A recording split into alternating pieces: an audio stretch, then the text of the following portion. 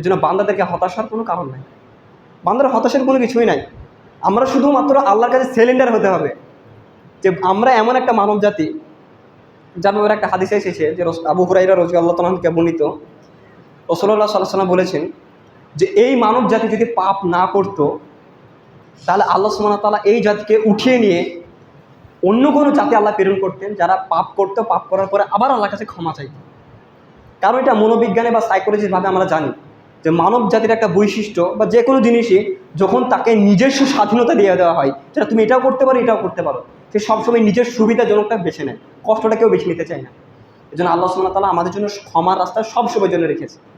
এই জন্য সেই মুসলিমের একটা হাদিস যে আনাস রাদিয়াল্লাহু তাআলা থেকে বর্ণিত, তিনি বলেন রাসূলুল্লাহ সাল্লাল্লাহু আলাইহি ওয়াসাল্লাম বলেছেন যে কুল্লু বানি আদমা খাত্তাউ ওয়া খায়রা খাত্তাইনা আত-তাওয়াব, যে প্রত্যেকটা আদম সন্তান, প্রত্যেকটা মানব জাতি, প্রত্যেকটা মানুষই অপরাধী।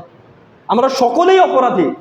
কারণ আমরা যদি নিজের ঈমান নিয়ে বিচার করি বা আমরা যদি আমাদের ঈমানকে নিজে জিজ্ঞেস করি যে আচ্ছা বলো তো, তুমি ঈমানের জন্য, ঈমানকে সংরক্ষিত করার জন্য কী করেছো জীবনে? হ্যাঁ, মানছি দুনিয়ার জন্য আমরা অনেক কিছু করছি।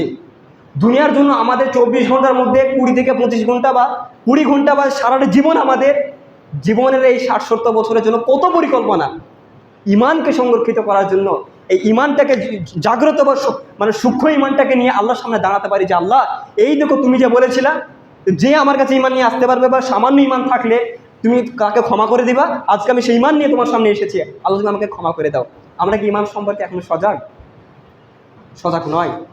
যেন আল্লাহ সুবহানাহু ওয়া তাআলা সূরা ফুরকানের মধ্যে বলছেন ইল্লা মান তাবা ওয়া আমানা ওয়া আমিলা সলিহান ফাইন্নাহু ইয়াতুবু ইলাল্লাহি মাতাব, যে ইল্লা মান তাবা, যারা তওবা করে, ওয়া আমানা, এবং ঈমান আনে। তওবা করা, আসলে আমরা একটা জিনিস গোলমাল পাকিয়ে ফেলি, সেটা হচ্ছে তওবা আর ইস্তেগফারের মধ্যে পার্থক্য বুঝতে পারি না। তওবা জিনিসটা কি আর ইস্তেগফার জিনিসটা কি? তওবা বলতে এর উদাহরণস্বরূপটাকে দিই, তারপরে বলবো যে একটা হাদিস, যে এটাও মুসলিমে রয়েছে, যে বনী ইসরাঈলের একজন ব্যক্তি, যে আবু যার গিফারী রাদিয়াল্লাহু তাআলা থেকে বর্ণিত, যে রাসূলুল্লাহ সাল্লাল্লাহু আলাইহি ওয়াসাল্লাম বলেন যে বনী ইসরাঈলের একজন ব্যক্তি, যিনি কিনা, আপনারা জানেন হাদিসটা, যে 99টা মানুষকে হত্যা করেছিল এবং 99টা মানুষকে হত্যা করার পর জিজ্ঞেস করছে যে আমার গুনাহ কি ক্ষমা হবে একজনকে?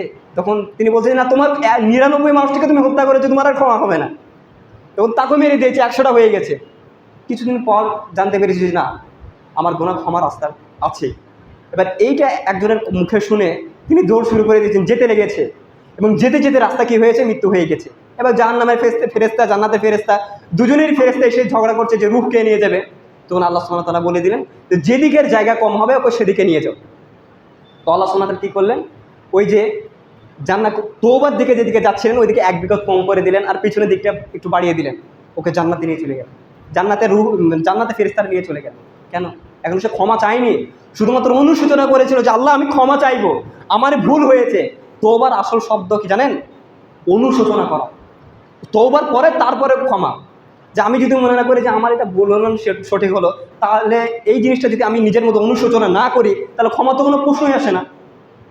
আগে আমাদেরকে যেটা করতে হবে, আগে অনুশোচনা করতে হবে যে না, আমার এটা ভুল হচ্ছে, আমি যে আল্লাহর বিরুদ্ধে চালানো চলছে, কোরআন সুন্নাহর বাইরে আমি চলছে, এটা আমার ভুল হচ্ছে এবং আল্লাহর কাছে আমাকে ফিরে আসতে হবে। এই যে অনুশোচনা, এই অনুশোচনায় আমাদের আগে মেন দরকার, তারপরে ক্ষমাটা পড়ে। সে মানুষটা কী হলো, শুধুমাত্র অনুশোচনা করেছিল যে আল্লাহ আমি ভুল করেছি, আমাকে ক্ষমা করে দিও। এই ক্ষমার কারণে আল্লাহ কী করলো, তাকে ক্ষমাই করে দিল। কিন্তু আমাদের অন্তরে কি আজকে ক্ষমা জিনিসটা হয় না? তাড়াহুড়ো করে নামাজটা কোনো রকম এসে পড়ি, পড়ার পর আবার দুনিয়ার কাজে ব্যস্ত হয়ে যায়। আচ্ছা, দুনিয়ার কাজে ব্যস্ত হওয়া ওইটা বড় বিষয় নয়। যে ব্যবসা করা হালালভাবে করেন, ওটাও ইবাদত। আমরা ভাবি ইবাদত করা মানে একটা বিশাল একটা ব্যাপার, যে রমজান মাস আসবে, রোজা করবো, সালাত আদায় করবো, ইত্যাদি, এগুলো হচ্ছে ইবাদত। আসলে আরবি শব্দ ইবাদা এর অর্থ হচ্ছে আবাদে আবুদু, যার অর্থ হচ্ছে দাসত্ব করা। একটা দাস তার মুনিবের দাসত্ব করবে, মানে একটা মুসলিমের পুরো জীবনটাই দাসত্ব। কার জন্য দাসত্ব? আল্লাহর জন্য।